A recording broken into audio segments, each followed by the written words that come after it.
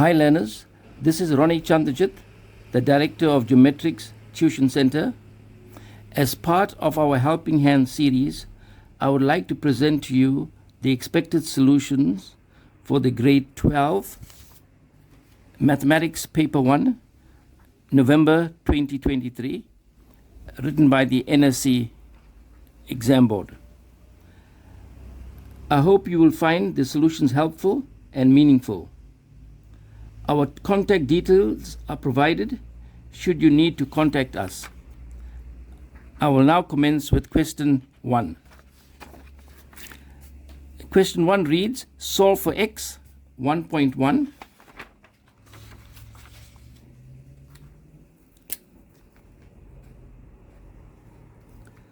you have x squared plus x minus 12 is equal to 0. This is a trinomial, and we need to factorize this trinomial. The factors are x plus 4, x minus 3. Therefore, x plus 4 is equal to 0, or x minus 3 is equal to 0. X is equal to minus 4. I take the 4 across, and the minus 3 goes across. You transpose that, and I get x is equal to 3. And that is the first question. 1.1.2, we have 3x squared minus 2x is equal to 6. In this question, the examiner wants the answer to 2 decimal places, and whenever we are told 2 decimal places, it will mean that we got to use the formula. But before we use the formula, we must make the right hand side equal to 0. So I want to say 3x squared minus 2x. I will take the 6 across, become minus 6 is equal to 0. I will now use the formula, which you will get from your formula sheet. X is equal to minus b plus or minus the square root of b squared minus 4ac all over 2a.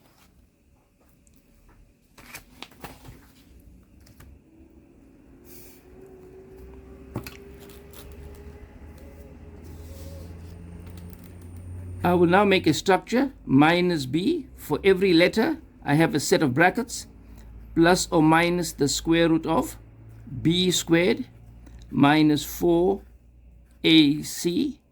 all over 2a.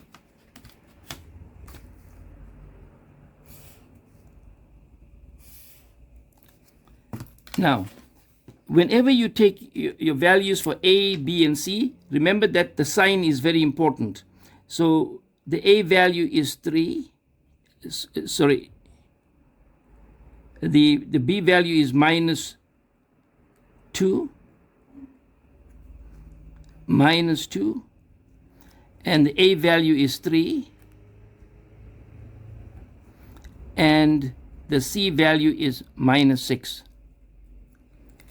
Now you punch this into your calculator, or before that you can simplify. Negative times the negative is a positive 2, plus or minus the square root of 4. Negative 2 squared is 4. Negative times the negative is a positive.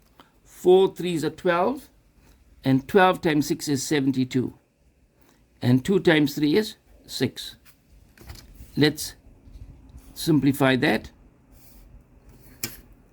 Or you could have simply punched that into the calculator. You'll get 2 plus or minus the square root of 76 all over 6. And if you put that into the calculator, you should get an answer 1,79 or minus 1,12. Hello learners, we are now going to look at question 1.1.3, and it reads, the square root of 2x plus 1 is equal to x minus 1. Now this is called the third equation, and in the third equation we will have to isolate the third, and the examiner has done that for us. And when that is done, we will then have to square both sides. So let's square both sides.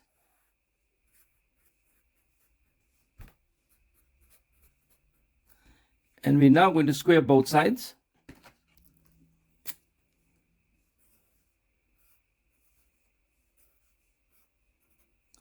Now, the square will cancel the square root. So we're going to be left with 2x plus 1. And now we have the square of the binomial. When you square the binomial, learners, remember that you will get a trinomial. So you'll square the first term, which is x squared. Then in this case, you can copy the sign and then multiply 2 times 1 is 2 times x is 2x. Or some people would like to say you can multiply the inside and then double the answer. But remember that you must get 3 terms. And the last term is always going to be positive. So negative 1 squared is positive 1. Now, in all examples, you have to make the right-hand side equal to 0. So, but in this case, it's better to take the 2x across and the 1 across. So I'm going to write down x squared. The 2x goes across, will become minus 4x. And the 1 will cancel off and you'll be equal to 0. And the reason I did that is I would like my right-hand side to be equal to 0. If I took the x squared across, it become minus x squared.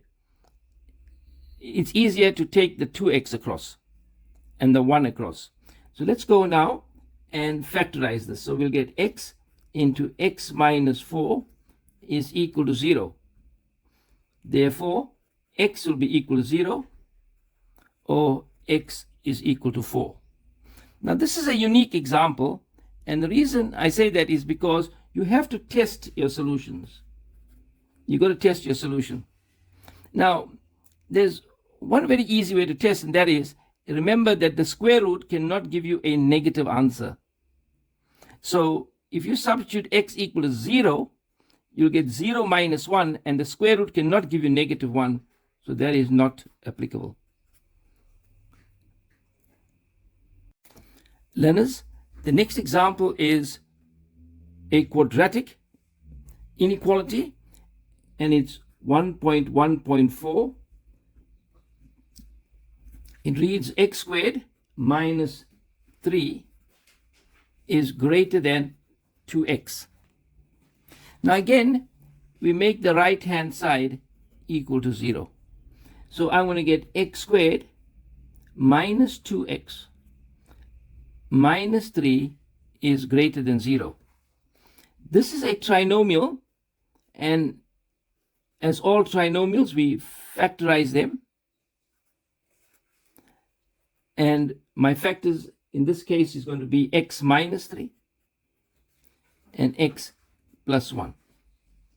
Now, this is my way of solving this problem. I normally tell my learners to stop here. And the reason is that this is an inequality, and we need to work out critical values. And in critical values, we work with the equation. So I'm going to say critical values. X minus 3 is equal to 0. Then x is equal to 3. Or x plus 1 is equal to 0. And x is equal to negative 1. Now you'll understand why I separate the two, is because this is an inequality and these are equations. I then draw a number line and I put these arrowheads on the number line like this. The x, my critical values, these x values are minus 1 and 3. Above the critical values, I will write down 0. And then because the x squared is positive, I go plus, minus, plus. Now, if you look at the inequality says greater than 0. Greater than 0. Greater than 0 means positive. So I have to choose the positives. And when I look at this, I notice that there are two positives.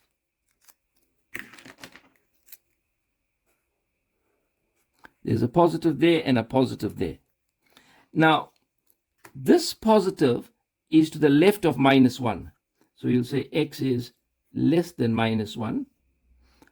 You can even copy the arrowhead, or x is, the positive is to the right of 3, so it's greater than 3.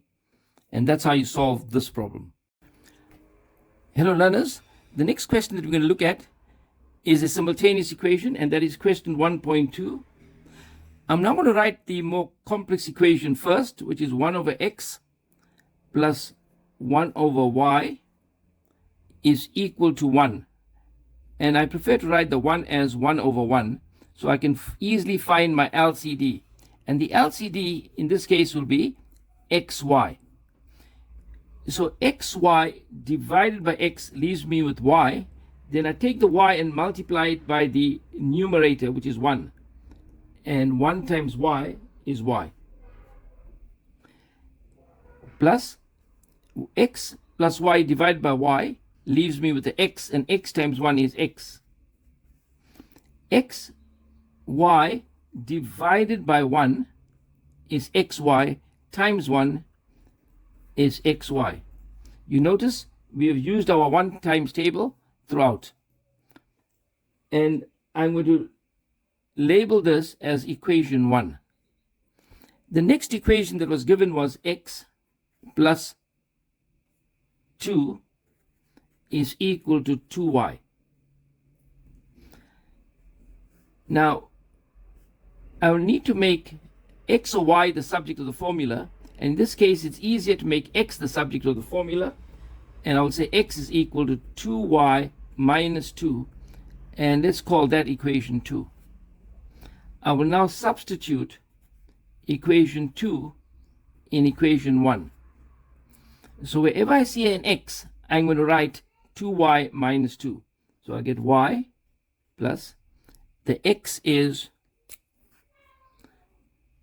2y minus 2 is equal to y into 2y minus 2. So I'm now going to open out the brackets here, and I'm going to get 2y squared minus 2y. If I simplify the left-hand side, I'll get 3y minus 2. Y plus 2y is 3y. Then again, I make the right-hand side equal 0, but it's easier to take the 3y and minus 2 across, so I'll get 2y squared minus 2y, and I take the 3y across, it becomes minus 3y. So minus 2y minus 3y is minus 5y. The negative 2 goes across, it becomes positive 2 is equal to 0. This is now a trinomial, and we need to factorize this trinomial. My factors are 2y and y, and I need to get a negative, and that's a positive, so both have to be negative. So that has to be 2 and 1. So my factors are 2y minus 1 into y minus 2 is equal to 0. Therefore, 2y is equal to 1, or y is equal to 2. And y is equal to, if I divide both sides by 2, I get half. And I substitute in equation 2, I will get x is equal to 2 into half minus 2, or x is equal to 2 into 2 minus 2. So 2 times half is 1, minus 2, leaving me with minus 1. and 2 times 2 is 4, minus 2 is 2. So my x is minus 1 and 2, and the y is half and 2. The next question is 1.3. We have 2 to the m plus 1 is equal to, plus 2m is equal to 3 to the n plus 2 minus 3 to the n. Now, there's a law that operates here, and that is you got a to the m times a to the n is equal to a to the m plus n.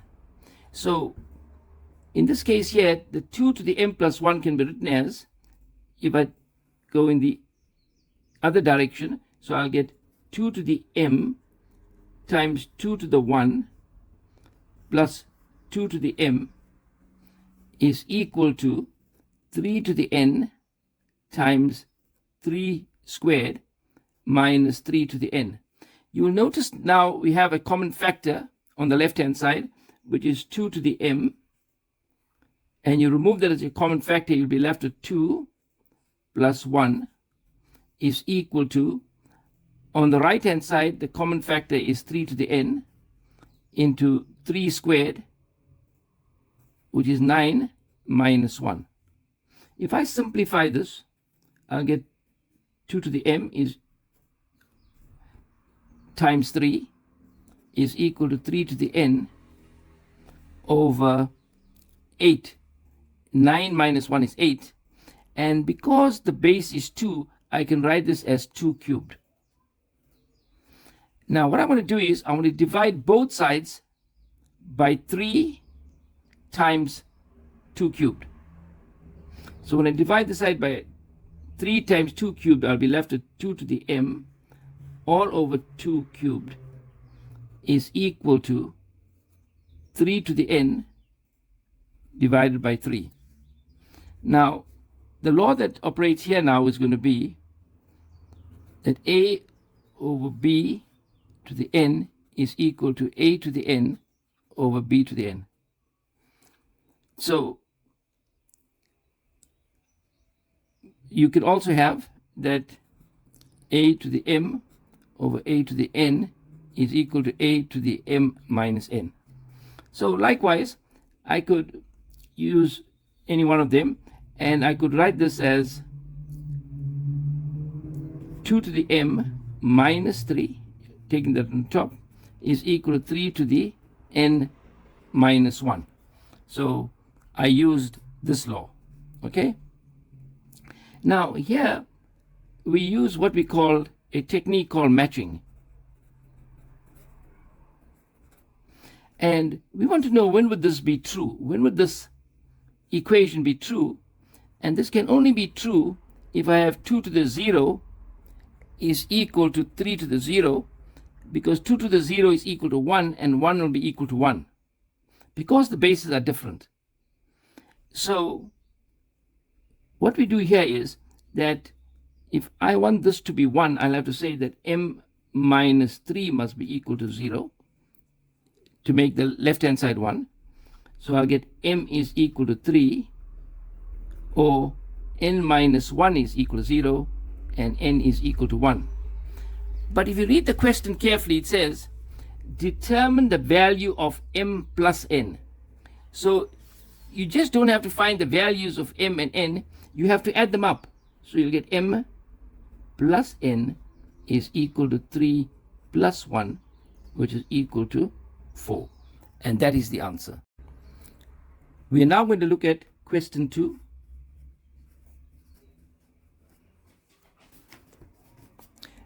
(2.1) reads, given the arithmetic series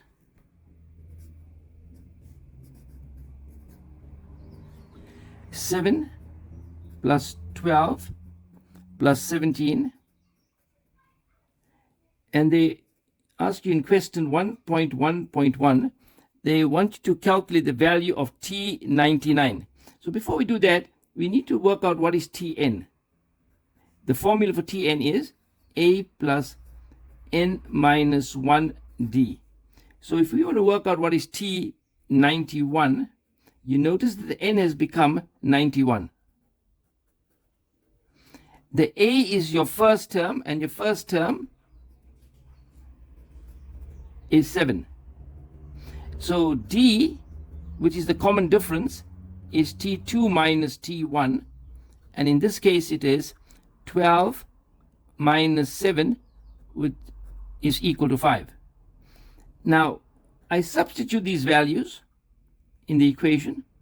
I will get 7 plus, my n is 91, so 91 minus 1 is 90. I'm sure we all can subtract 1, so I think it's easier to say 90 than 91 minus 1. My d must always be in bracket, because that is the dangerous part of the formula. So you put the d as 5. So now we simplify this. We put these values in the calculator, right? And you should get an answer of 457. The next question is 2.1.2. It reads, calculate the sum of S of 91 terms. Now, because you've got the last term, the 91st term is 457, so we can use the short formula.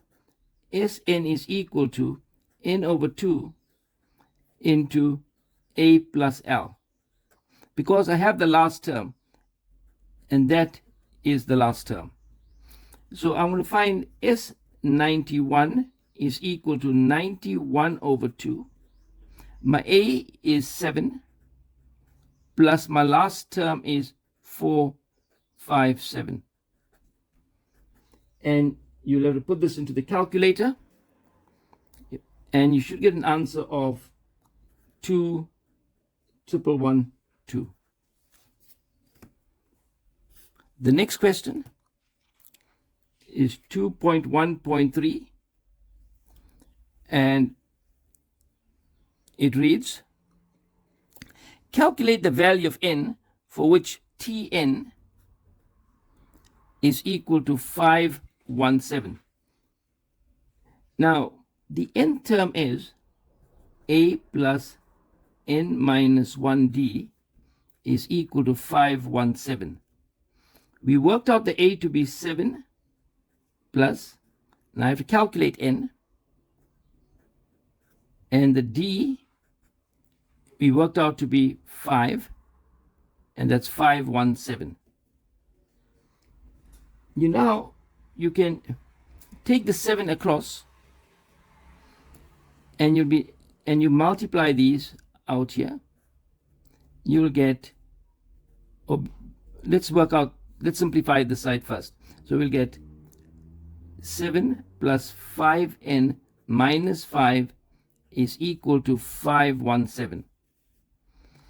So I'll get 5n. 7 minus 5 is 2, is equal to 517. When I take the 2 across the equal sign, it becomes negative 2. 517 minus 2 is 515. And that's 5n. I'll now divide by 5 on both sides. I will get n is equal to 103. 103. And that is the answer. We are now going to look at question 2.2. 2.21 reads, show that T5 is 111. So we are given that T1 is 3, and we got T2 minus T1 is 9. Therefore, term 2 will be 9 plus 3, which is 12. Then we have T3 minus T2 is 21. Therefore, we will have term 3 to be 21 plus 12 will give me 33. then we notice that the difference between 21 minus 9 is 12. So 21 plus 12 will be 33, and 33 plus 12 will give me 45.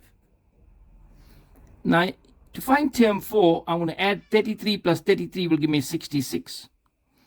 And term 5 will be 66 plus 45, which is 111. Therefore, term 5 is equal to 111. Now, that was question 2.2.1. 2.2.2 reads that we're going to show that the quadratic equation is Tn is equal to 6n squared minus 9n plus 6. Now, here we use the three-step method. So we'll say step 1. We're going to say that 2a is equal to d2.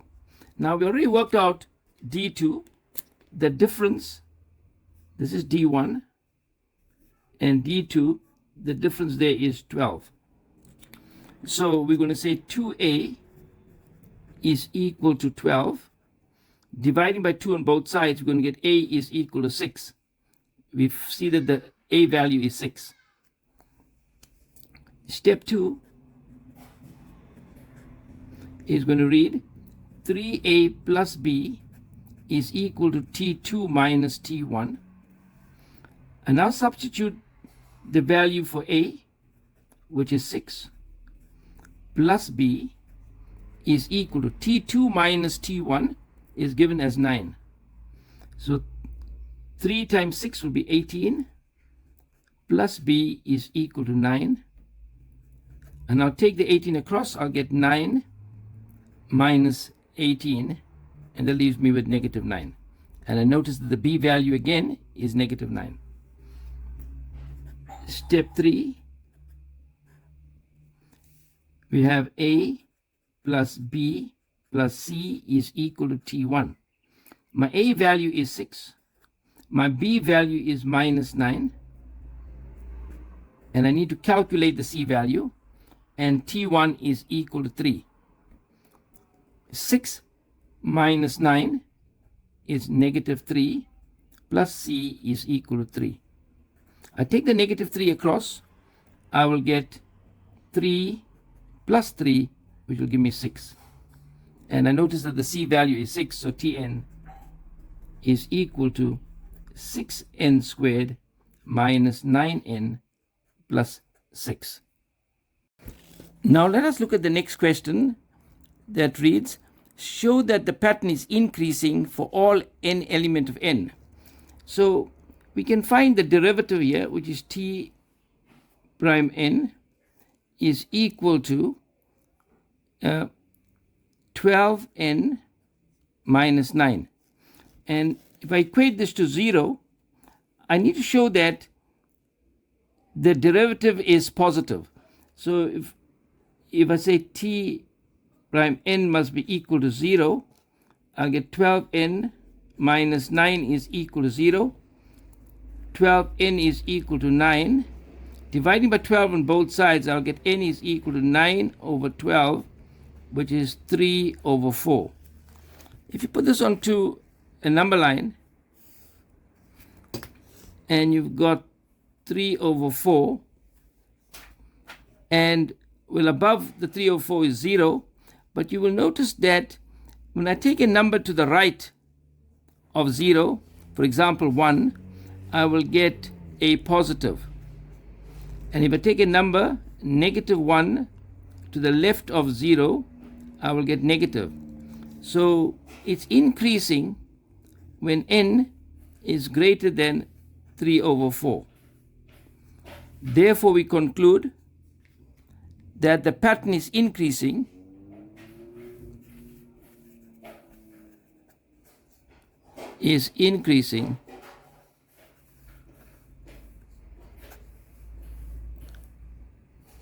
for all n element of natural numbers. And that is the answer. Now let's look at question 3. 3.1, we are given that the geometric series 3, 6, 12 to n terms, and 3.1.1, write down the general term of this series. So the general term is Sn is equal to a into r to the n minus 1 all over r minus 1. In this case here, because r is greater than 1, my a value is equal to 3 and r is equal to t2 over t1, which is equal to 6 over 3, which is equal to 2.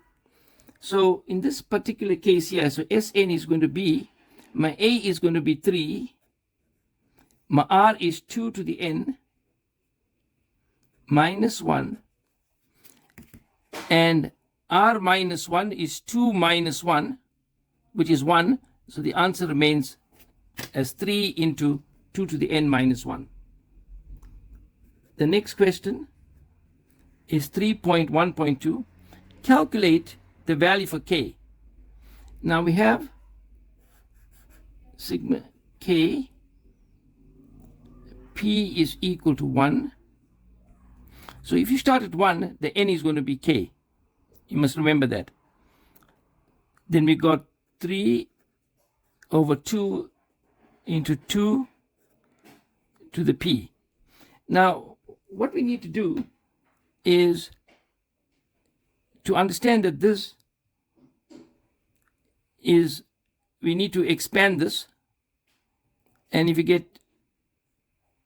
do expand this, you'll get p is equal to 1, and you'll get 3 over 2 into 2, which leaves us with 3, plus, and then the next values, p is going to be 2, and you come back, 2 squared is 4, 2 will go into 4, 2 times 3 will give you 6, and you notice that it is the same as the geometric sequence on top. So the n term is going to follow the same pattern. So the examiner wants you to see the pattern here. So we're going to get this sum must be equal to 98301.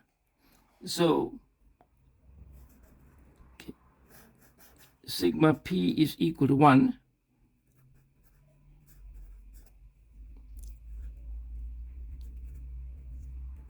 Is equal to 98301. So it is exactly the same as this. So there's the sum. So but now my n is going to be k, because it is from p equal to 1 to k. So I want to get 3 into 2 to the k minus 1 is equal to 98301. I'm going to divide by 3 on both sides. I want to get 2 to the k minus 1 is equal to 3, 2, 7, 6, 7. You can use a calculator.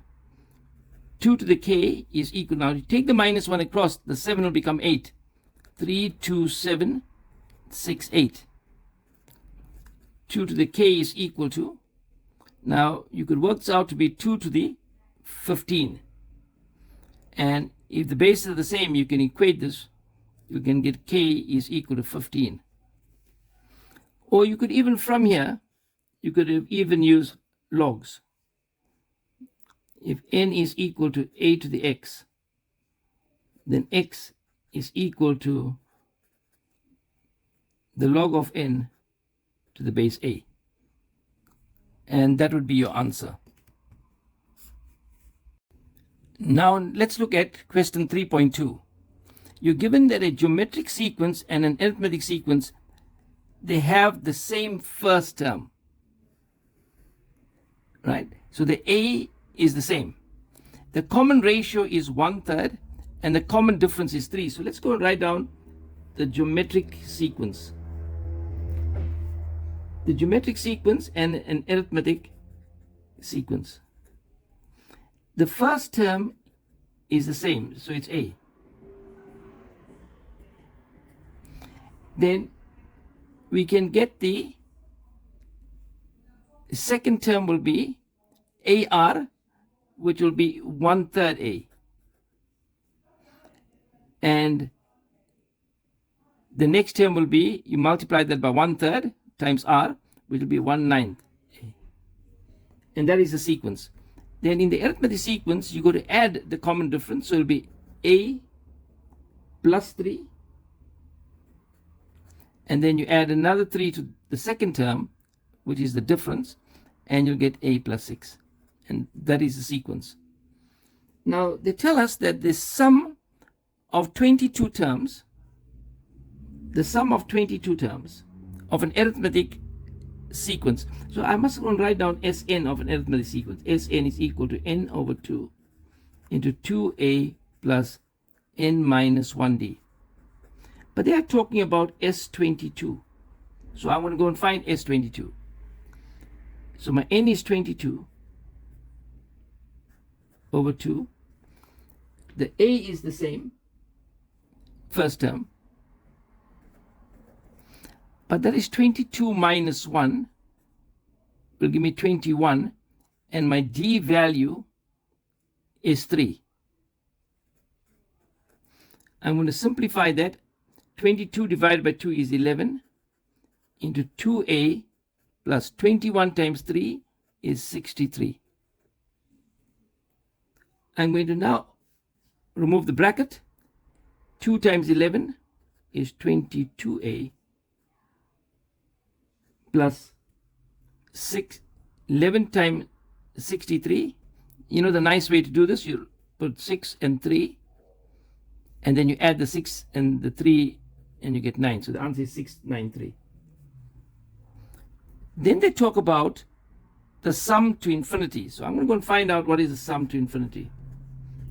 The sum to infinity is a over 1 minus r.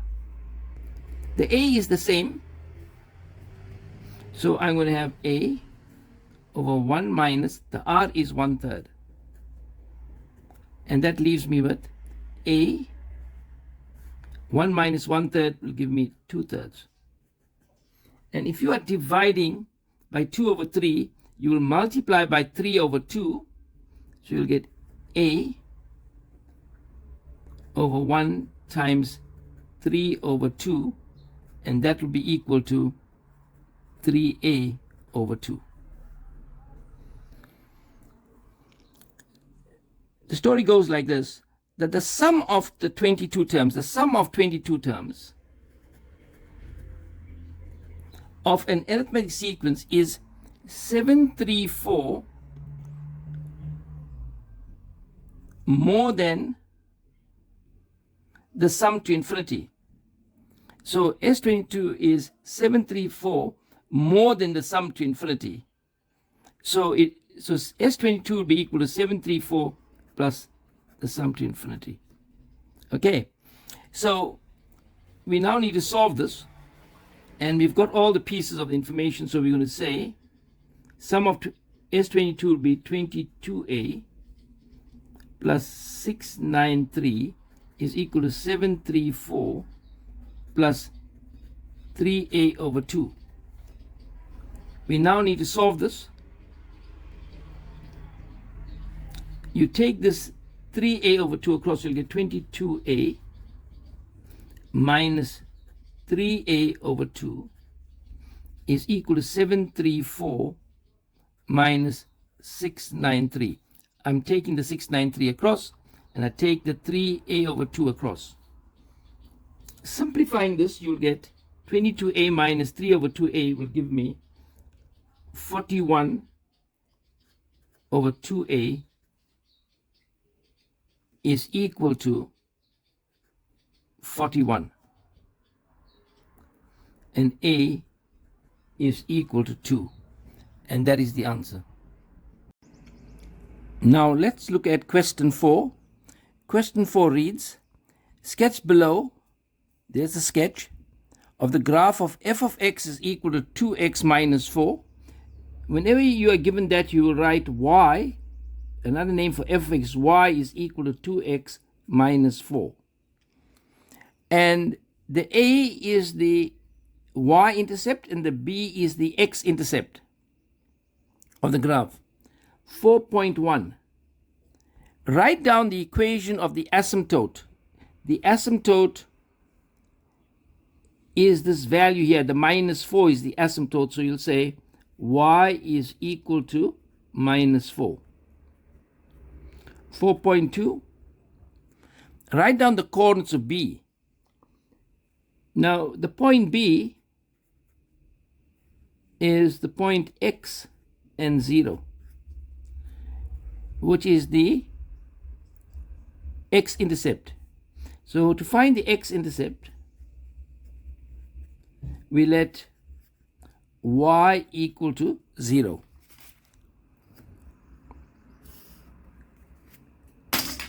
So this y value will be 0, but we always like the 0 to be on the right hand side. So 2x minus 4 is equal to 0.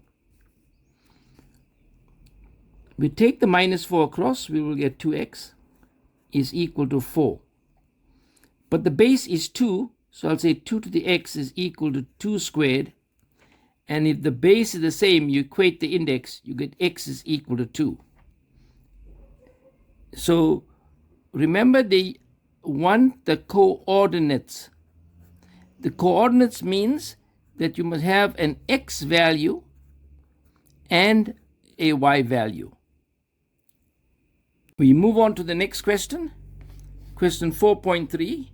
Determine the equation of k, a straight line passing through A and B. So there is a straight line passing through these 2 points, A and B.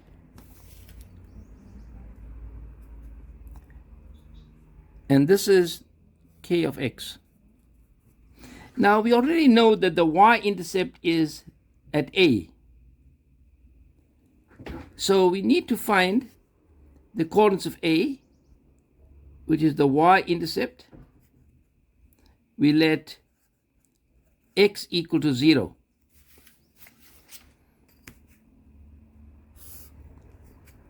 And if you let x equal to 0, you will get y is equal to 2 to the 0 minus 4. 2 to the 0 is 1 minus 4 is equal to negative 3. So therefore, this is the y-intercept. Now, I need to find the gradient. The gradient of the function k is equal to y2 minus y1 over x2 minus x1. Now, if you look at the coordinates of A, the coordinates of A will be the x is going to be 0 and minus 3. So to find the gradient, it is y2 minus y1. So I can say 0 minus 3 becomes plus 3. All over 2 minus 0. And now we got 0 plus 3 is 3. 2 minus 0 is 2. So the equation of k of x will be equal to, now it's a straight line, so it takes the form of y is equal to mx plus c. The m is 3 over 2x, and the c value is minus 3. And that is how you find the equation k of x. The next question is question 4.4. The examiner wants the vertical distance between k and f at x equal to 1. So let's have x equal to 1. And they want the distance, let's call it m and n. So you notice that the coordinates of m are on k of x. And we know that the x value is 1, and we need to find the y value.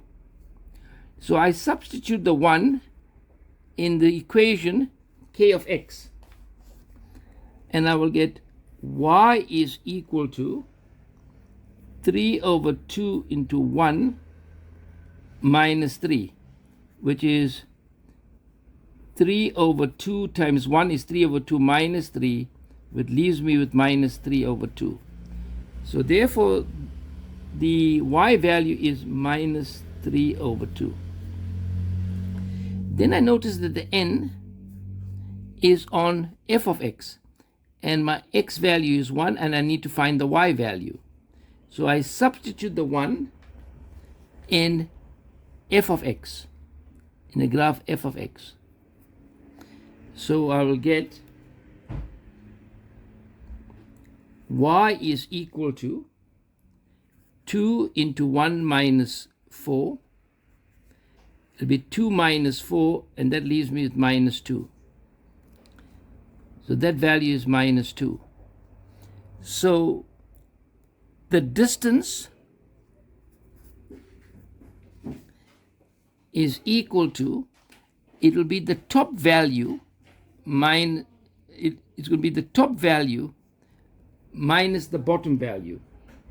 It'll be minus 3 over 2 minus, and that's minus 2, so it becomes plus 2. And that distance there is half a unit. And that's how you do that question. The next question is 4.5. Write down the equation of g if it's given that g of x is equal to f of x plus 4. So if you look at f of x, there's f of x is equal to 2x minus 4, and then I must go and add another 4 to that, which now reads 2 to the x. So g of x is equal to 2 to the x, and that is how you answer that question. Now 4.6, they want to know, write down the domain of g inverse. Now g inverse is going to be an increasing log function. So there's a graph, and it's going to be an increasing function because the base is 2. So the inverse of the graph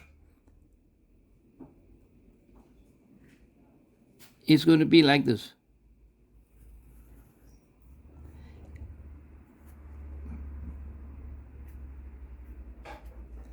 So, and this would be g inverse x. So now there is a restriction here because you've got that the x value here is 4, so the graph is restricted. So the domain of this graph is going to read, the domain of g inverse will be x is going to be greater than 0 but less than 4. So x is an element of, it'll be great, you cannot take 0, so it will be between 0 and 4. Or another way to say this would be 0 is less than x is less than 4. Now, because there is a restriction, so I guess that's what the examiner is also looking at, maybe having the restriction there. 4.7 is write down g inverse. I think they should have asked this question first before they asked this question. But I'm not setting the paper. So if you're looking at g inverse, you got the g graph is y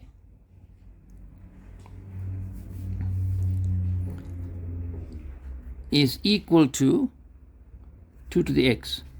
So g inverse, you interchange the x and the y, But if you write it like this, you just get sort of like 1 mark. But they tell you clearly that it must be written in the form y is equal to. So we use logs. Y is equal to the log of x to the base 2. And that is the answer. Now let's look at the next question. Question number 5. It says f of x is equal to minus half x into x minus 1 all squared plus 8. So this is the parabola, and g of x is equal to d over x is the hyperbola.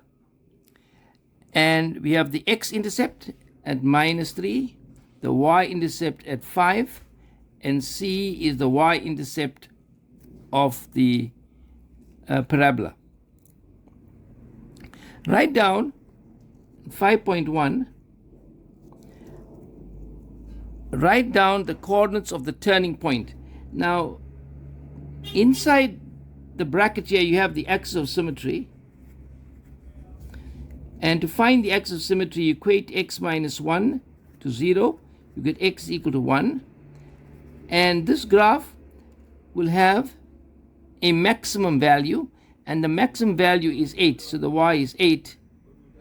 So the turning point is going to be 1 and 8. 5.2. Calculate the coordinates of C. Now C is the y-intercept. And how do we find the y-intercept? We let x equal to 0.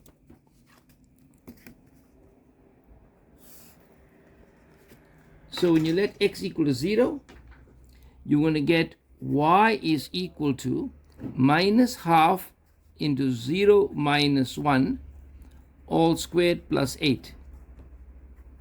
0 minus 1 is minus 1 squared, which is 1, times minus half is minus half plus 8, which is equal to 7.5 or 15 over 2. So the coordinates of C are going to be, the x is 0 and the y is 15 over 2. The next question is, calculate the values of d. So we got the graph is y is equal to d over x, right? And this graph g passes through the point B. It passes to the point B. And B is the turning point. Okay? And therefore, the coordinates there are 1 and 8. Now, if we substitute x is 1 and y is 8, we will get D. So your y is 8 over 1. Your D and your x is 1. If you cross multiply, you'll get D times 1 is D and 8 times 1 is 8. And that is how you do that question. The next question we're going to look at is 5.4. And it reads, write down the range of G. I want to find the range of G. The range of G. Now, the range is the y value, right? And there's the G graph. You notice that the asymptote was 0. So you will have y is an element of real, but y is not equal to 0. But that's an asymptote. 5.5. We want to solve for x, where f of x times g of x is going to be less than or equal to 0. Now, less than or equal to 0 means negative or 0. So it means this graph times that graph must be less than or equal to 0. And these are the y values. When the graph is above the x-axis, it is positive. When it's below the x-axis, it's negative. Now, if you look at this here, from -3, you will notice that the graph is positive here.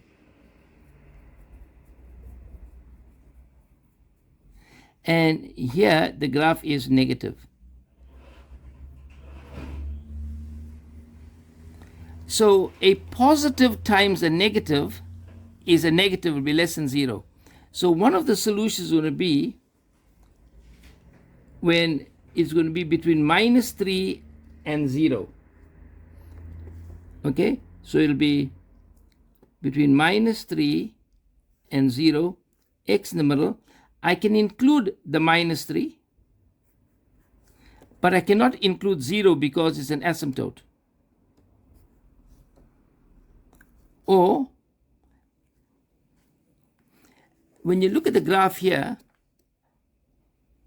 at 5, you'll notice that all this is negative.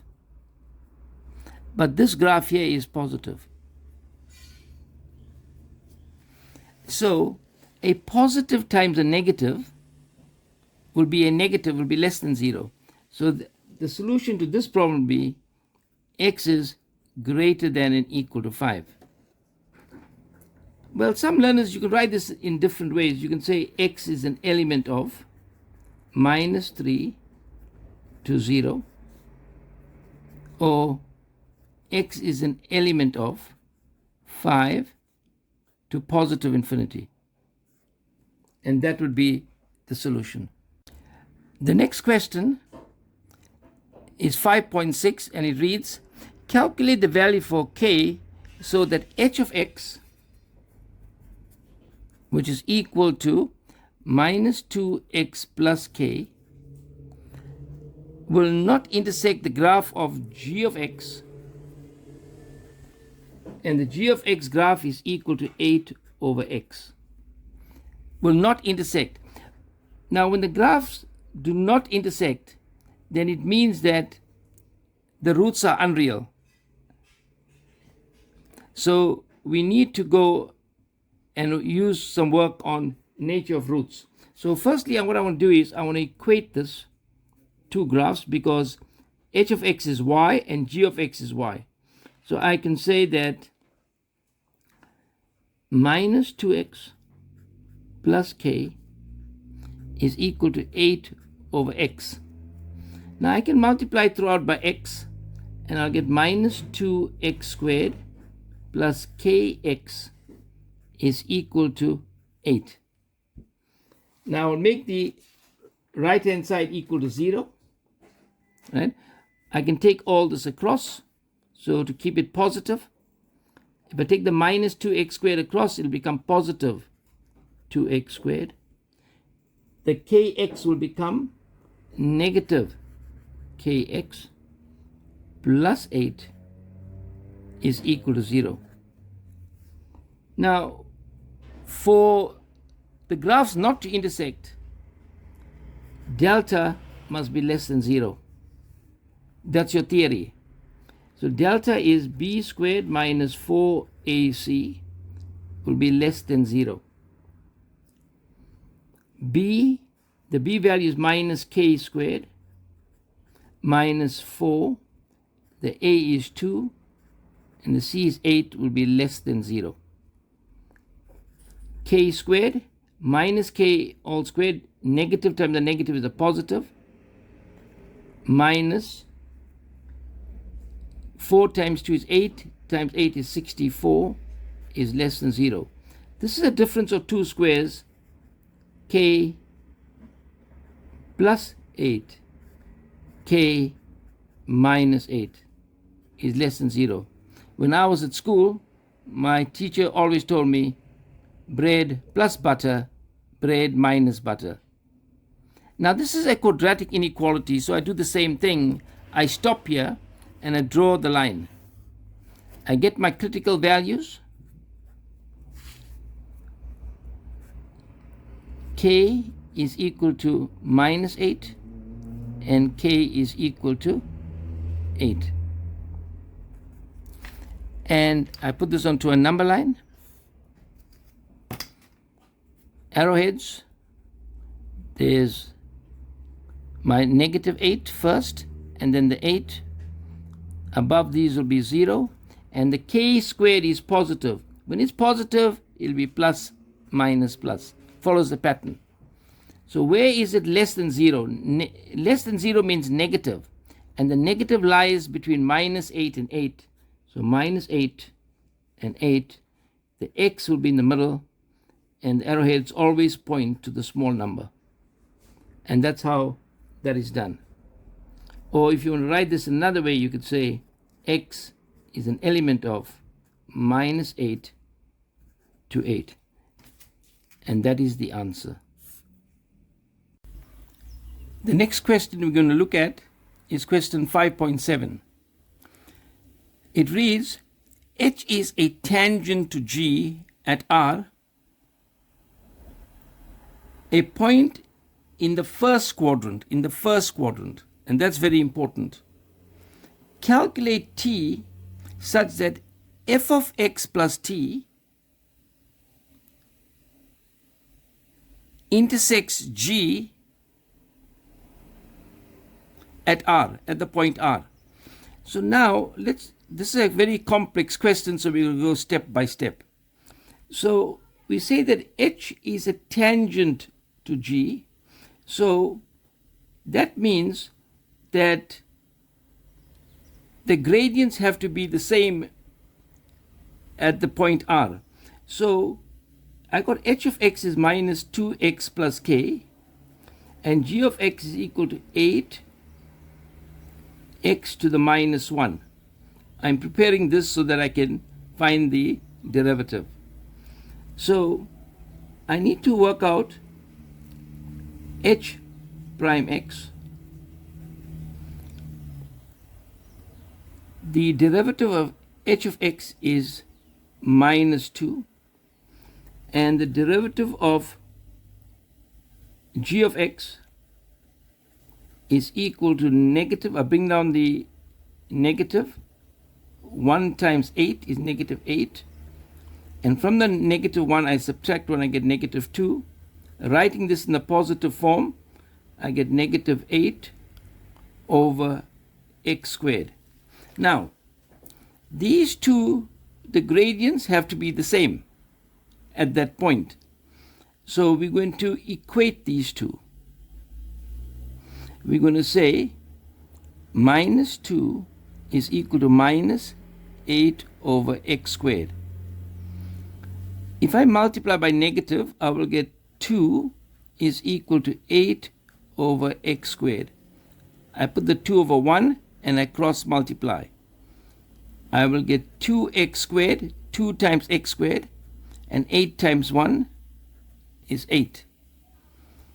If I divide by 2 on both sides, I'll get x squared is equal to 4, and x is equal to the square root of 4.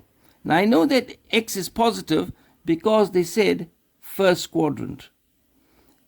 And I could qualify that by saying x is greater than 0, and x is equal to 2. I now substitute in g of x, and I will get y is equal to 8 over 2, and the answer is 4. Therefore, the coordinates of R is going to be 2 and 4. Now, this point also lies on the graph y is equal to f of x plus t. So I'm going to write down here y is equal to f of x plus t. But f of x is minus half into x minus 1 all squared plus 8. So I'll write down y is equal to minus half into x minus 1 all squared plus 8 plus t. Now I'm going to substitute the point R 2, 4, and then I will be able to solve for t. So my y is 4 is equal to minus half into 2 minus 1 all squared plus 8 plus t. You'll get 4 is equal to, now let's simplify this. 2 minus 1 is 1, squared is 1, minus half times 1 is minus half. There are many times in this paper where we had to use our 1 times table. So plus 8 plus t.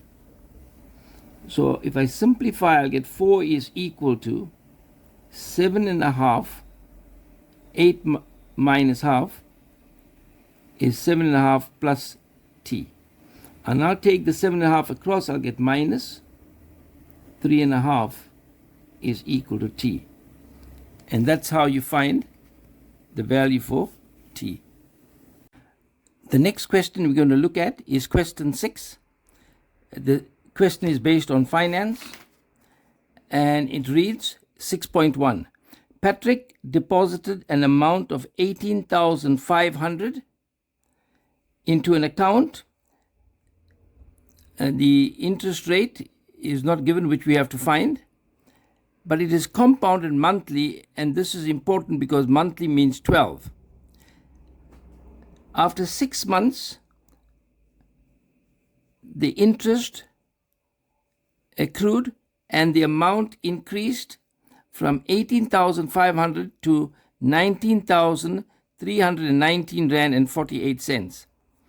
So in 6.1.1, because the money increase will be compound increase, A is equal to P into 1 plus I to the n. But we must be careful here because remember it is monthly, so we normally divide the I by 12. So we're going to get a formula that reads A is equal to P into 1 plus, now remember, I over 12. So you'll get I over 12 to the n because it is monthly. So I'm going to do this slightly differently, where I want to try and make n the subject of the formula. But many learners substitute values, and that is a method as well. So I'm going to get A over P is equal to 1 plus I over 12 all to the n. Now I need to get rid of this n here by finding the nth root on both sides. So I'll find the nth root of A over P is equal to 1 plus I over 12. Now I'm solving for I, so I'm going to take the 1 across. And if I do that, I'll be left with I over 12, which I like to be on my left-hand side because I'm solving for I, is equal to the nth root of A over P. And if I take the 1 across, it becomes minus 1. Now what I want to do is I'm going to substitute the values here. Now it is after 6 months, so my n, and we're working monthly, so the n is going to be 6. And the accumulated amount is 19,319,48. And the principal, the amount invested was 18,500. And remember, I have to subtract 1. If I punch this into the calculator, you should get an answer that reads 0,007250018. Now we cannot round this answer off. So that is I over 12. So now to find I go to multiply this by 12. So I use my calculator. I will get 12 times this value, and it will then read 0, 0.8700, and that continues. Now, but I have to find out what is R. That was a question required me to find R. Now, you'll remember that R over 100 is equal to I. Therefore, R is equal to 100 times I. So if I want to make this, convert the I into R, I got to multiply this value by 100, and I've got to move the decimal 2 places to the right, which will become 8.7%. And that's how it's done. The next question reads, calculate the effective interest rate. Now we use the formula 1 plus I to the effective interest rate is equal to 1 plus I to the M all over M all to the M. It's sometimes called the 3M formula, but this M is in brackets because it actually means nominal interest. So what we can do here is we can say that effective interest is equal to, I can take the 1 across, but remember that it'll become minus 1, and it's very dangerous because many people, when they fill in the values into the calculator, they forget about the negative 1. So you must be careful. 1 plus I to the M all over M all to the M minus 1. Now I'll fill in the values here. You got 1 plus the nominal interest, the I was 0.087, or you take this value, the R, and divide by 100. And remember, it's about 1 year. It's a 1 year story, basically. So this M, and we are working monthly, so the M is going to be 12 because there are 12 months in a year, all to the 12 minus 1.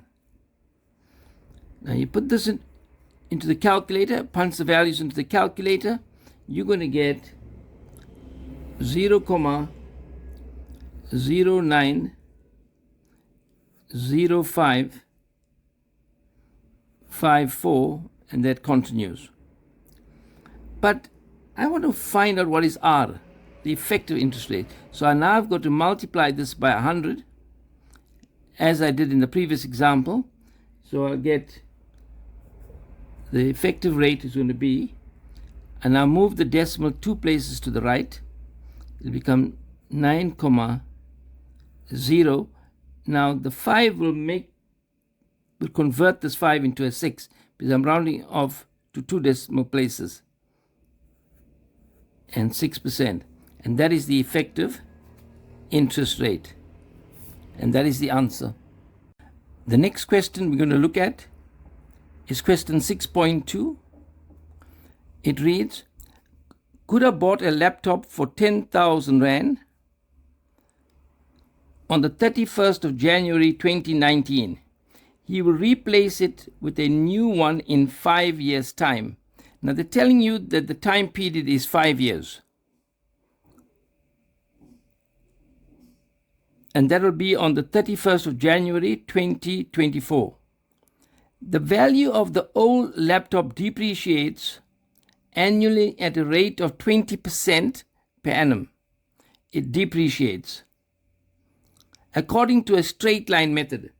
So that formula, the formula for straight line decrease is equal to A is equal to P into 1 minus N.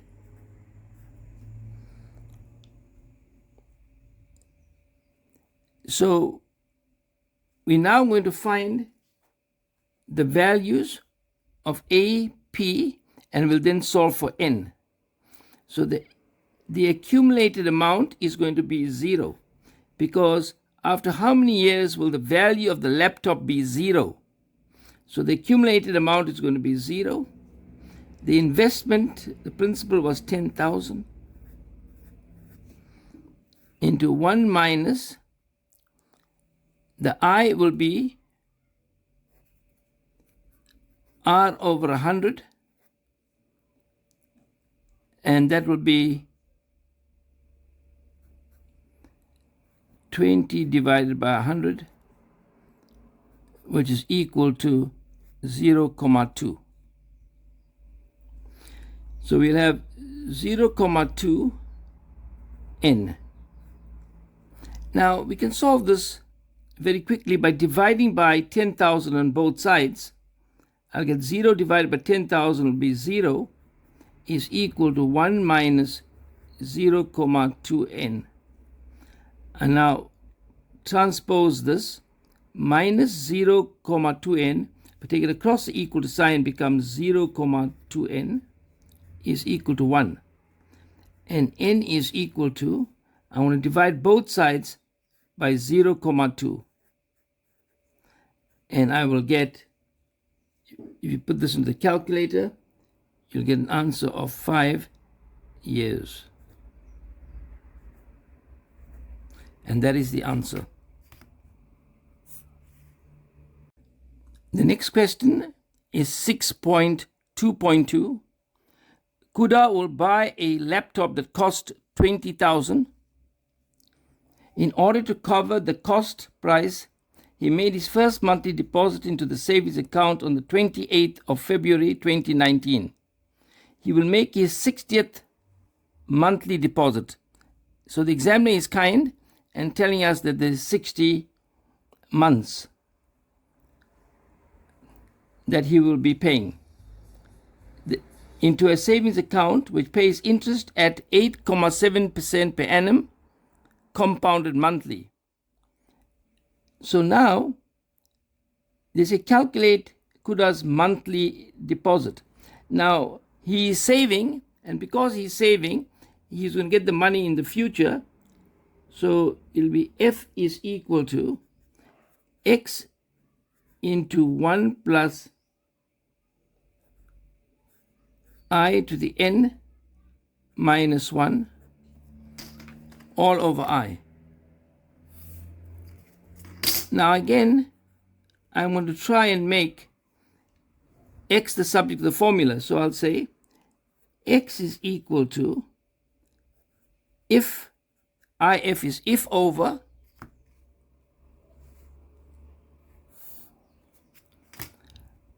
one plus I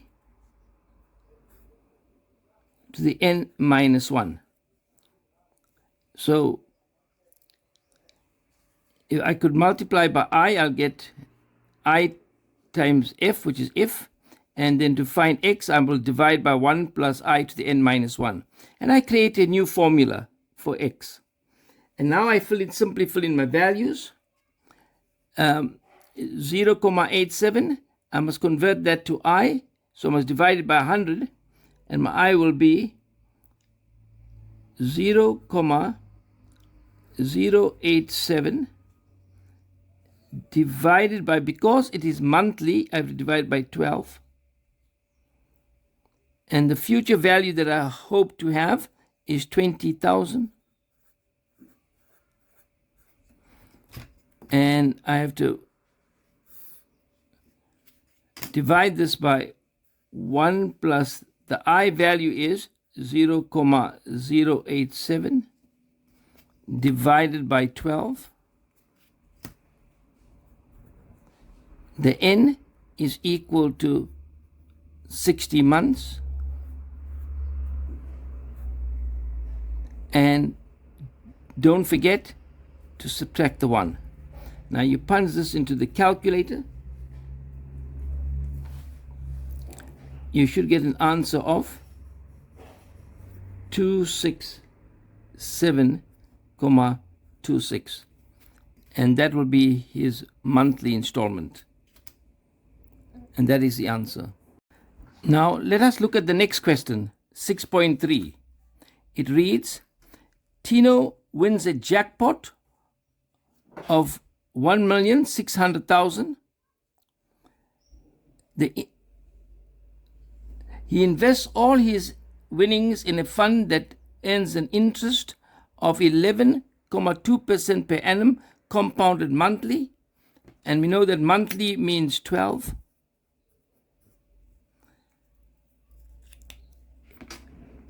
He withdraws 20,000 from the fund at the end of each month, 20,000. His first withdrawal is exactly 1 month after the initial investment. How many withdrawals of 20,000 will Tino be able to make from this fund? Now, this is the same kind of thinking where if you borrow money from the bank and you will have, if you had to borrow 1.6 million and then you are paying an installment of 20,000, and after a certain period you will then pay off the loan. But in this case, it is basically your own money because you won the jackpot, and you'll keep subtracting 20,000 until you have less than 20,000 in the account, as you will see. So this is a present value problem. So now we're solving for n because they tell you how many means you're going to find n. And a withdrawal of 20,000, this is the x value. The x value is 20,000. Now, let's see how we could make minus n the subject of the formula. This is a different technique, and there are different methods to solve these problems. But let's go with this. So I'm going to multiply by I initially and then divide by x. So I'm going to start off with pi over x is equal to 1 minus 1 plus I to the minus n. So I'm now going to take this negative, this value across. It's going to read 1 plus I to the minus n is equal to 1 minus. Now the pi over x, I'm going to take it across. So I'm going to get pi negative pi over x. Now what you could do is you could put that into a bracket and then use logs. Now we know that if n is equal to a to the x, then we normally say that x is equal to the log of the number to the base n. The log of the number to the base a. So we got x equal to log of n to the base a. So in this case here, the x represents a minus n is equal to the log of the number. This whole value is the number. So I'm going to put it in a box like this. 1 minus pi over x. And now the base is going to be 1 plus I. So what we could do here is we can then fill in the values and punch that in the calculator, but you must be very careful. So you'll get log of 1 minus, the p value is 1600, another 3 zeros, and the I is going to be 11. You got to convert that firstly to R, the R to I, so we're going to get 0,112 divided by 12.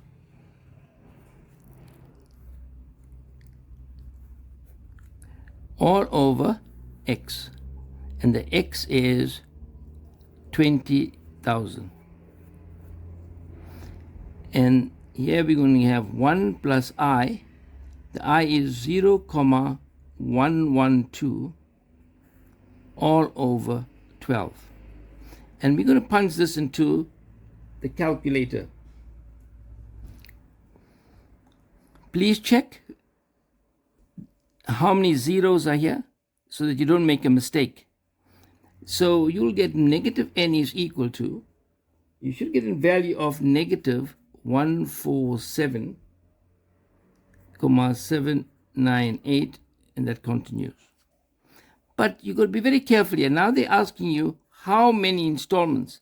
Now you cannot round this off to the next whole number. But in fact, you got to go towards 147. Because you can't say 148 because you would not have enough money to make the 20,000. So therefore, n is equal to 147 withdrawals.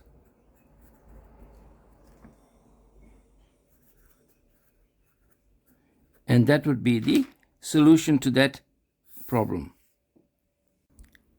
We are now going to look at question 7. 7.1 reads, determine f prime x from first principles. If f of x is equal to minus 4x squared. Now, we straight away know what the answer is going to be, but remember this is from first principles. So we're going to get f prime x is equal to the limit of f of x plus h minus f of x all over h as h tends to 0. Now these examples are very simple, but you need to write very clearly. You'll get the limit as h tends to 0. Let's finish that part. Now f of x plus h means wherever you see an x, you're going to put x plus h. So we're going to get minus 4 into x plus h all squared. That's f of x plus h. Minus f of x. Now minus 4 becomes plus 4x squared all over h. Now we come back to look at this concept called the square of the binomial. When you square the binomial, you get a trinomial. The limit as h tends to 0, you'll get minus 4 into the x. You square the x, you get x squared. Then you multiply the inside and multiply the answer by 2 or double the answer. Remember that the middle term is not squaring, it's multiplying. It's like a positive 2 times x times h, which is 2xh plus h squared plus 4x squared, and this must be over h. Now we're going to open out the brackets, the limit as h tends to 0. I'm going to get minus 4x squared. Negative times a positive is a negative. 4 2s are 8xh. Negative times a positive is a negative. 4 times h squared is 4h squared plus 4x squared all over h. Now you'll notice that the minus 4x squared and the 4x squared cancels off. You'll only be left with terms that have a h in it. So you now can remove the h as the common factor.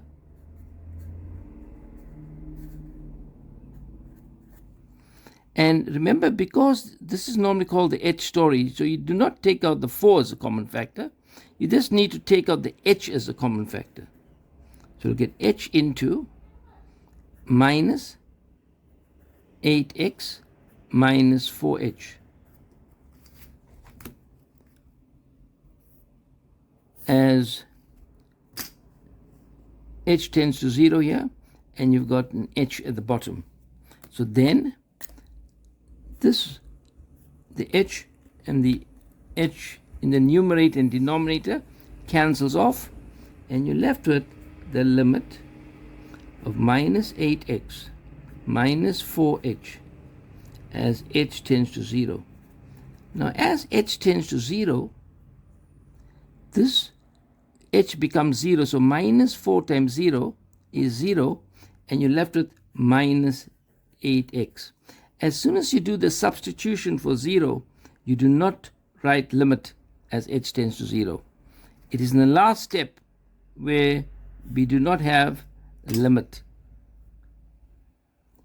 Be very, very careful about that.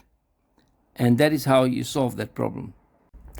The next question is 7.2. It says determine, and we have 7.2.1 that says we must determine f prime x if f of x is equal to 2x cubed minus 3x. Now, we can then go and find f prime x. And the reason we can do it quickly is because the x's are all on top. And we can just simply apply the rule. And you'll get 3 times 2. You bring down the 3, you'll get 3 times 2 is 6. X, and from the 3 you subtract 1, you'll get 2. And the derivative of minus 3x, you simply take the number in front of the x, which is minus 3. And this was a very easy 2 marks. So that is the answer. The next question is slightly more involved. It says dx, and you have 7 times the cube root of x squared plus 2x to the negative 5. So that's equal to dx 7. Now here we go to rewrite this with an index, and we will say that the cube root of x squared will be x to the 2 over 3 plus 2x to the minus 5. Now, we now can find the derivative. So dx actually means to find the derivative. So I'm going to go ahead and find the derivative. I'm going to bring down the 2/3 and multiply it by 7. And I will get 14 over 3x. And from the 2/3, I want to subtract 1. And that leaves me with minus 1/3. Then I bring down the minus 5 times positive 2 will give me negative 10x. And from the negative 5, I will subtract 1. So give me negative 6. Now, I could rewrite this as 14 with a positive index all over 3 x to the 1/3 minus 10, and x to the negative 6, if I take it to the denominator, it will become x to the 6, and that will be the answer. Let us look at the next question, 7.3. For which values of x will the tangent to f of x minus 2x cubed plus 8x will have a positive gradient? Now, for a positive gradient, then f prime x must be greater than 0 to have a positive gradient. The derivative must be greater than 0. So I'm going to find the derivative of minus 2x cubed plus 8x. I bring down the 3 and I multiply it by minus 2. I will get minus 6x squared plus the derivative of 8x. I take the value in front of the x, which is 8, and that must be greater than 0. So now I have a negative here, so I'm going to get rid of this negative, and I multiply by negative throughout, and I want to get 6x squared minus 8, and now the inequality sign will change. Now if I can also simplify this by dividing by 2 throughout, and I'll get 3x squared minus 4 is less than 0. Now this is a quadratic inequality, so let's just go and find the critical values.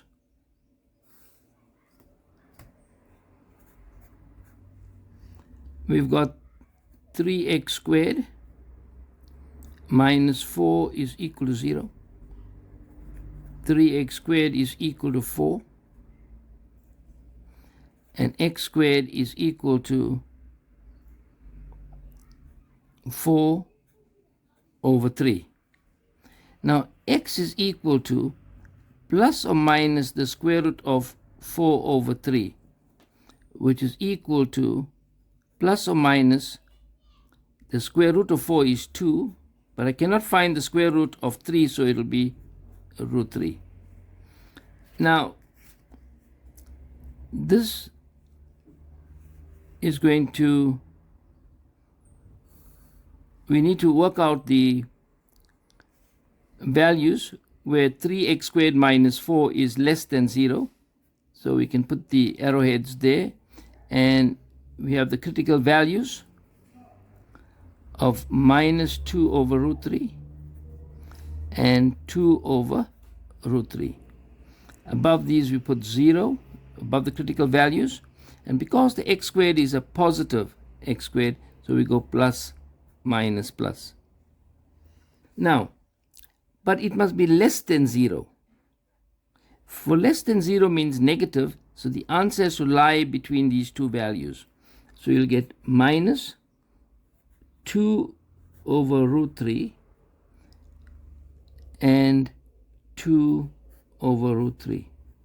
The x has to lie between these two values, so it'll be less than and less than. The arrowhead always points to the small number, and that will be the solution. The next question we're going to look at is question 8. We are given minus x cubed plus 6x squared minus 9x plus 4. And the examiner has been very kind to us and has factorized this for us. And he then asks a question, 8.1, determine the coordinates of the turning point. So to find the coordinates of the turning point, we're going to let the derivative equal to 0. Let f prime x equal to 0. So we're going to use the rule to do that. So we'll get minus, you bring down the 3, we're going to get minus 3x squared, because from the 3 I have to subtract 1. Then I bring down the 2 times 6 will give me 12x, and I copy the number in front of the x, which is minus 9, and that's equal to 0. Now we notice that we have a negative 3, and we cannot start anything with a negative. We normally get rid of the negative. But I can divide by negative 3 throughout, and I will get x squared minus 12 divided by negative 3 will be negative 4x, and negative divided by negative is a positive. 9 divided by 3 will be 3. And we get a trinomial, and the trinomial can be factorized, and the factors are x minus 3 and x minus 1. You notice that when this is a positive, then both have to be negative, because the answer in the middle term is a negative. Therefore, we will get x is equal to 3 or x is equal to 1. Now, we notice that the graph has two turning points, so we're going to substitute the x values in f of x. And another name for f of x is y. So y is equal to minus. Now, wherever I see an x, I'm going to substitute the value 3. So I want to get 3 cubed plus 6 into 3 squared minus 9 into 3 plus 4. You can punch this into your calculator, or alternatively, you could have used, I think it would be simpler to use this, but it doesn't really matter. And then that eventually becomes 4. Or you could have used this. It doesn't really matter. So we use that equation. Now in the next one we got y is equal to, now I want to substitute the 1 and I want to use this equation. You'll get 1 minus 1 all squared into minus 1 plus 4. And 1 minus 1 is 0, squared is 0, times any number is 0. So I use both. Therefore, the turning points are when x is 3, the y value is 4, and when x is 1, the y value is 0. This means that the graph is going to turn on the x-axis. And that is how you find the turning points. The next question we're going to look at is question 8.2. And the question reads, draw a sketch graph of f, clearly label all intercepts with the axes and any turning points. And that carries 4 marks. So now I have to find, I've got the turning points, I need to find the x-intercept. X-intercept is found by, you're going to let y equal to 0. So for the x-intercept, we let y equal to 0, like in all graphs.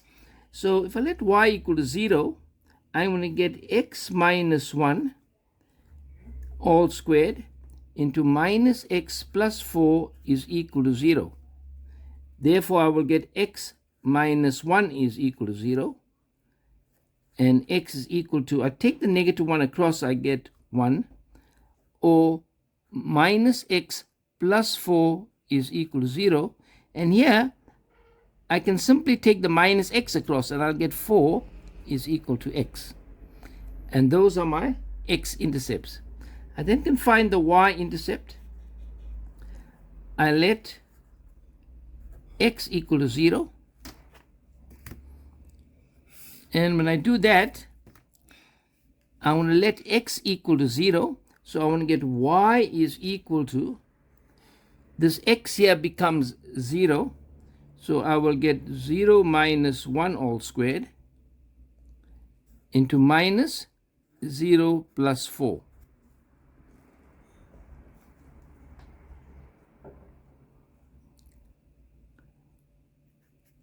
And that's equal to, you got 1 minus 1 squared is 1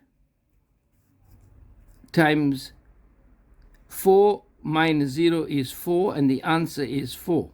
But we could have done this much simpler, simply by looking at the d value of the cubic graph, and that value is 4.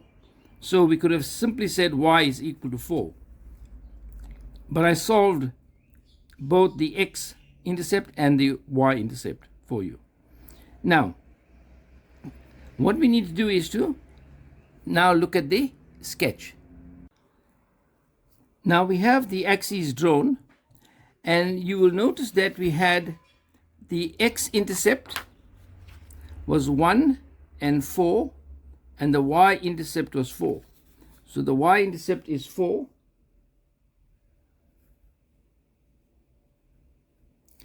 And the x-intercept was x was equal to 1 and 4. The x-intercepts. Then we had the turning points. The turning points, we had 3 and 4 and 1 and 0. So we got 3. 3 should be here somewhere. 3 and 4.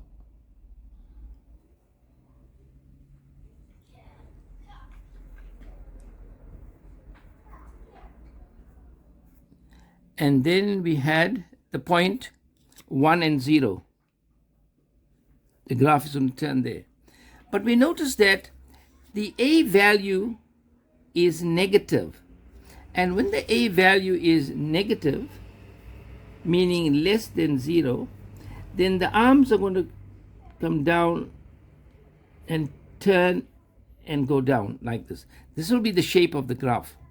So I need to copy the shape, and if I look at it, I can come down here and then start turning.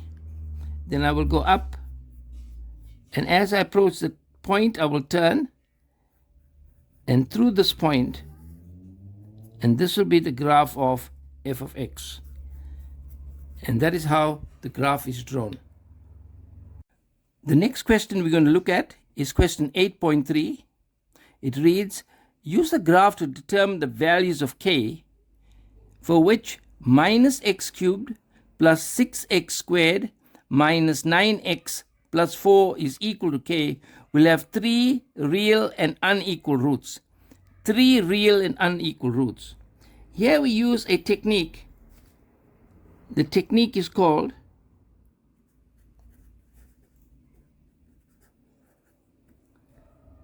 the f of x ruler technique. The f of x ruler technique. Now, what does this mean? That if you look at x cubed plus 6x squared minus 9x plus 4, it is exactly what f of x looks like. So this value here is f of x. So we close that up and we write out f of x equal to k. Once we do that, we use the ruler, and the ruler replaces what we call the x-axis. Now, the reason why I use the ruler is because you cannot move the axes. So, if you look at this question, this question is about the y value, the y values. Many things in mathematics is about x, but this concept is about the y. F of x is equal to k. Y is equal to k. So, when we move the ruler here, you notice that it cuts the graph at 2 places. But as soon as I move the ruler up, it's now cutting the graph at 3 places. And that continues until I get to this point on the top here. And I have 2 values, and then I have 1. So I want to know where we have 3 values. It is between this y value and that y value. So it is between 0 and 4, and k goes in the middle, and we have less than and less than. I always tell learners that the arrowhead always points to the small number, and that is how you solve that problem. Now let us look at the next question. It's question 8.4, and it reads, if g of x is equal to ax plus b, which is actually a straight line graph, is a tangent, and a tangent is a straight line, to f at the point of inflection. So we need a point of inflection.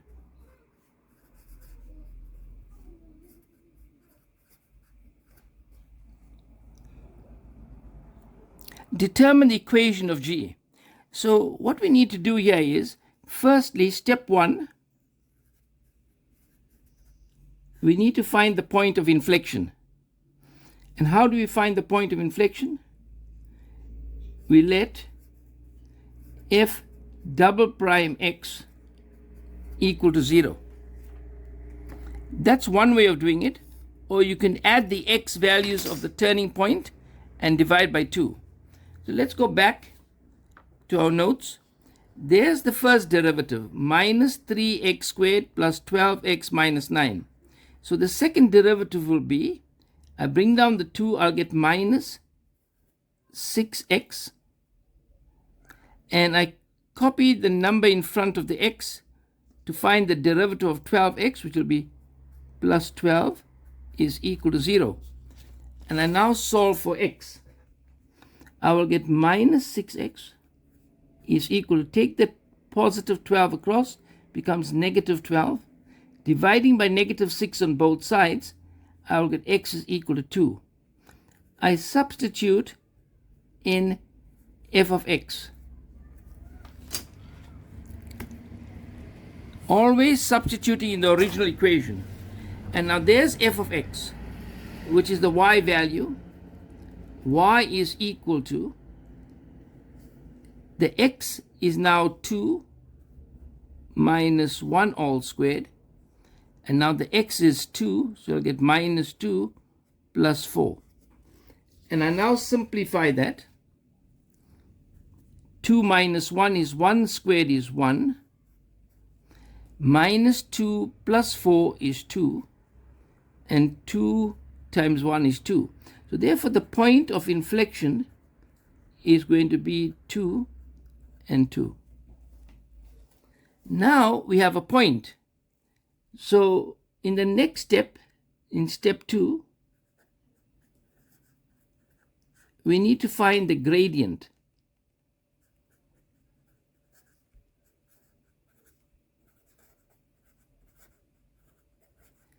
And we know that the first derivative is the gradient. So f prime x is the gradient. So let's go and look at what is f prime x. We got f prime x to be minus 3x squared plus 12x minus 9. So that is the gradient. But I want to find the gradient when x is equal to 2. So I want to go and find f prime 2 is equal to minus 3 into 2 squared plus 12 into 2 minus 9. And if you put this into the calculator, you will get an answer of 3. And this 3 is actually the gradient.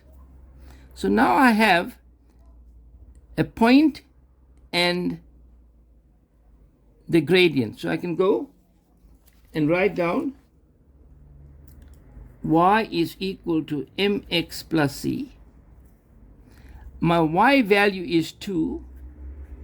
My m is 3. You always put the x in a bracket, which is 2 plus c. 2 is equal to 3 times 2 is 6 plus c. I take the 6 across. I'll get 2 minus 6, which is equal to minus 4 is equal to c. And we now have an equation, y is equal to 3x minus 4. And that's how you find the values. Now the next question is question 8.5. And it reads, calculate the value of theta, the acute angle formed between G and the x-axis. So we notice that the gradient, there's the x-axis, and the gradient is 3. So the line will be cutting the x-axis in this direction because it's got a positive, the gradient is positive. So inclination is the angle that a straight line makes with the x-axis. So we're finding this angle here, the acute angle. And to find the angle, we say that tan theta is equal to the gradient. So in this case, tan theta will be equal to 3, and theta is equal to, so you go to shift tan, to find the angle, and you feed in 3, and you should get an answer of 71,57 degrees. And that is how you find the value for theta. The next question that we're going to look at is question 9. And it reads, the diagram below represents a printed poster, rectangle ABCD is a part on which the text is printed. So the writing is on this part, ABCD. The shaded area ABCD has an area of 432 centimeters squared. AD is equal to x, so the distance from there to there is x. So we then have to let AB equal to y. We let AB equal to y.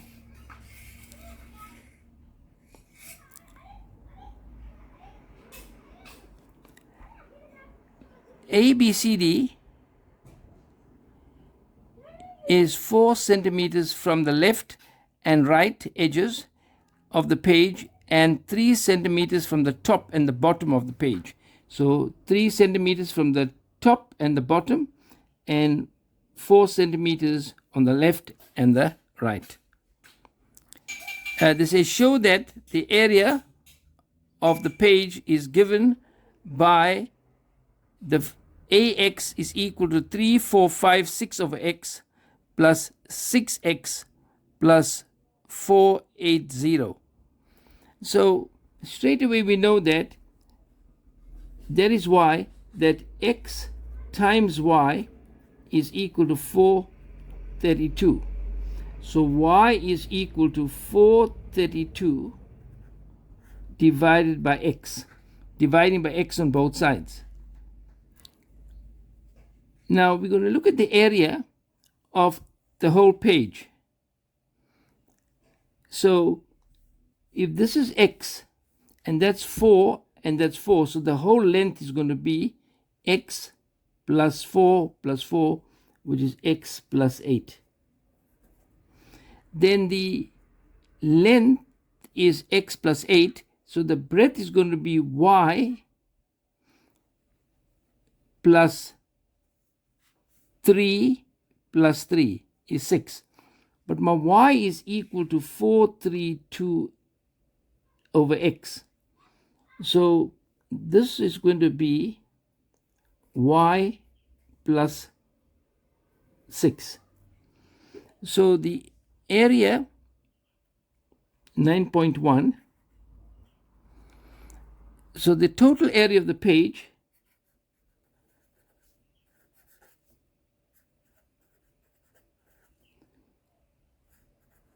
is equal to the length times the breadth, and in this case we have x plus 8 into y plus 6. Now you cannot find the derivative if you got two variables. Therefore we got to use this value for y. Y is equal to 432 of x. So we're going to get x plus 8, and the y value is 432 over x plus 6. We're now going to use FOIL to open this out. To open out the brackets, we're going to use FOIL. F-O-I-L. First, outer, inner, last. So I want to get x times 432 over x. You will notice that the x's will cancel off, and I'm left with 432. Then I'm going to multiply the outer, which is x times 6, which is plus 6x. Now we're going to multiply the inner. It will be 8 times 432 over x, and that gives me 3456 over x. And 6 times 8, 6 8s are 48. So now I want to simplify this, and I want to write this as 3456 over x plus 6x. And now I'm going to add the 432 plus the 48, and I want to get a value of 480. And that's exactly what the examiner wanted me to arrive at. The area of the page is, this is given to us by the examiner. Now, but there is one trick here that you must learn whenever this is done, that the x always has to be on top. So I would go a step further and say 3, 4, 5, 6, x to the -1. Take the x to the top, the sign of the index will change, plus 6x plus 480. And I will leave the answer in this form because I will be able to find the derivative in this form. And that's how I get to the answer. The next question is 9.2. Determine the value of x such that the total area of the page is a minimum. In calculus, whether you're finding minimum or maximum, you always let the derivative equal to 0. So I must let a prime x equal to 0. Now you will see why I wanted you to write it in this form.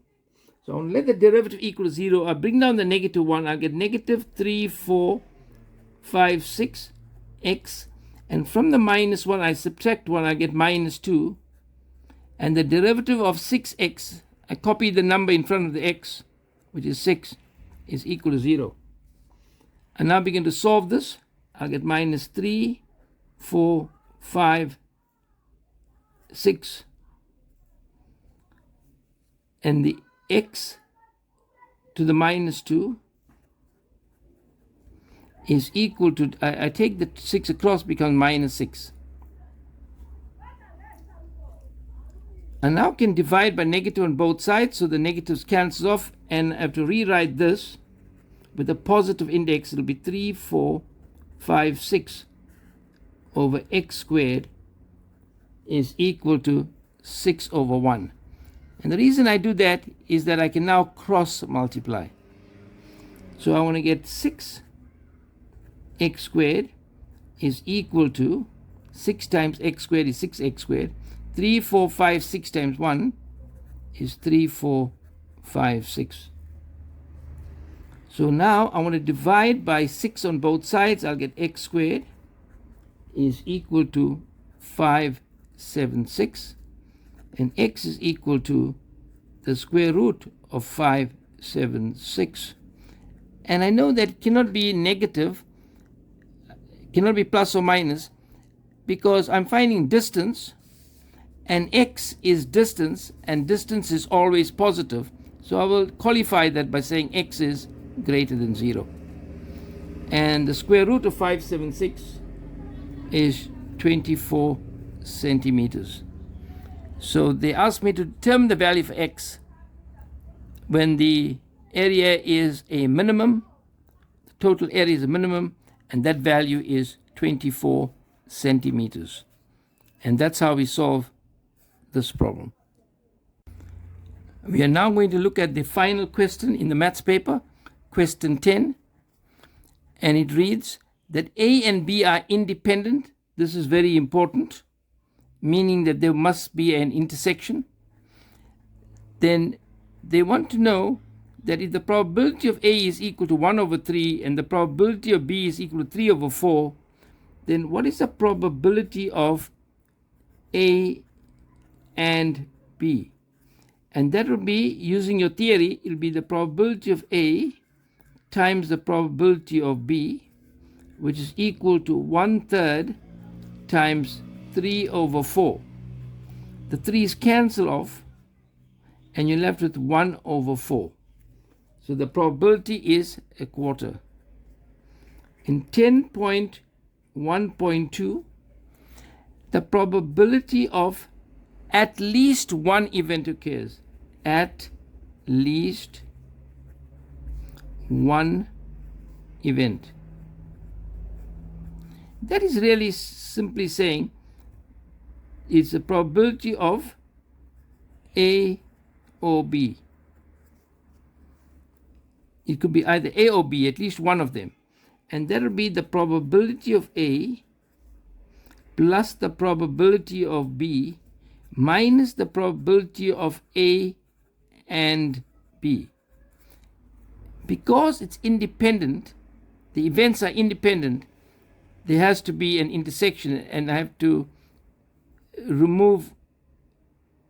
subtract this, minus the probability of A and B. So, and this is really your theory. So the probability of A is 1/3. The probability of B is 3/4. Minus the probability of A and B, we worked out to be 1/4. And we simplify this, and the value will be 5/6. And that is the answer. We are now going to look at the next question, which is 10.2. And it reads that the probability that it will snow on the Drakensberg mountain in June is 5%. So that is 0,05. So if it snows, it's 0,05, and does not snow will be 0,95. When you add these two, you must get 1. Therefore, we say that every branch is 1. When it snows on the mountain, the probability that the minimum temperature in central South Africa will drop below 0 degrees Celsius is 72%. So that will become 0,72. So the temperature will be greater than 0, has to be 0,28. The branch is 1. When you add the two values, you must get 1. If it does not snow,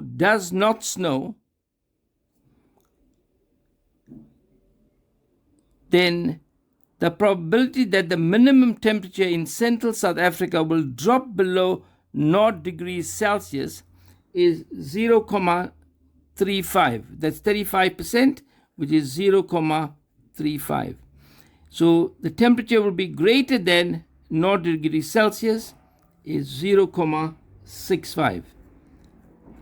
As I said, that every branch must be equal to 1.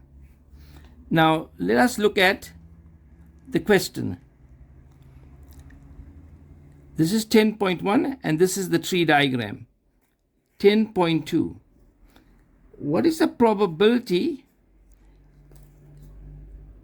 that the temperature in central South Africa will not drop? Will not drop means below 0 degrees. It will be greater than 0 degrees Celsius. Will be equal to. Now, let's go and see where it's greater. There's greater, and there's greater. So, when I go across, I will multiply, so I'll get 0,05 times 0,28. Plus, now when I come down, I have to add. So I will get, I go across here, 0,95 times 0,65. That times that. So when I add these two and I put the values into the calculator, I should get an answer of 0,63. And that is the answer. The next question we're going to look at, which is the last question in the maths paper, 10.3, it reads 10 learners stand randomly in a line, one behind the other.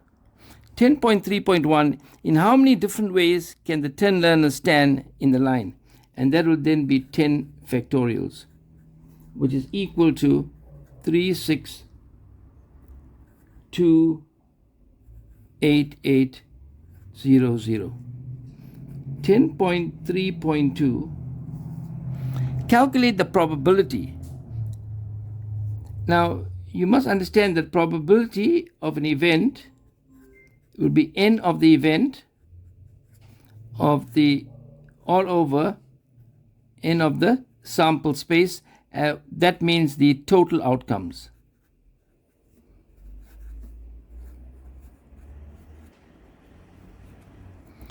Right. So calculate the probability that there will be 5 learners between 2 youngsters. Now remember there were 10. So 1, 2, 3, 4, 5, 6, 7, 8, 9, 10. And this is, let's say, youngster 1. Then there's 1, 2, 3, 4, 5 people in between them, and youngster 2. Then we still have 1, 2, 3, 4, 5, 6, 7. Then we got 8, 9, 10. So calculate the probability that 5 learners will be between the 2 youngest learners. So the probability will be equal to, now we know that the total outcomes is 10 factorials.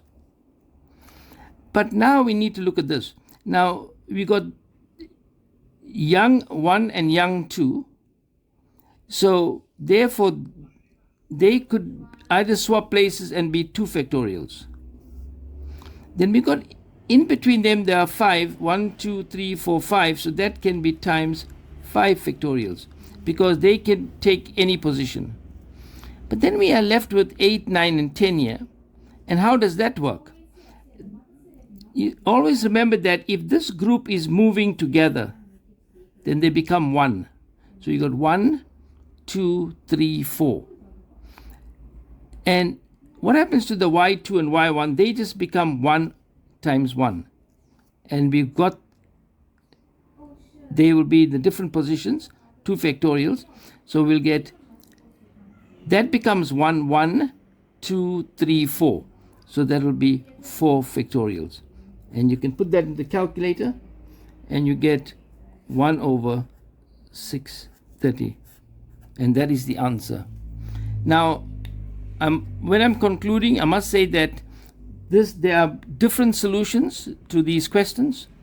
I haven't exhausted all of them, but at first glance, this is what I am looking at. And I'm sure there will be some better and more simplified solutions that learners or the examiners may come up with. But it was very exciting going through these papers, and I hope you enjoy these solutions. And I've tried to give you these solutions in great detail. And if you ever need to contact us, you can contact Geomatrix Tuition. We have a website, and the telephone numbers are given. Please keep in touch with us. And if you need to discuss a solution with us, please do so. Thank you.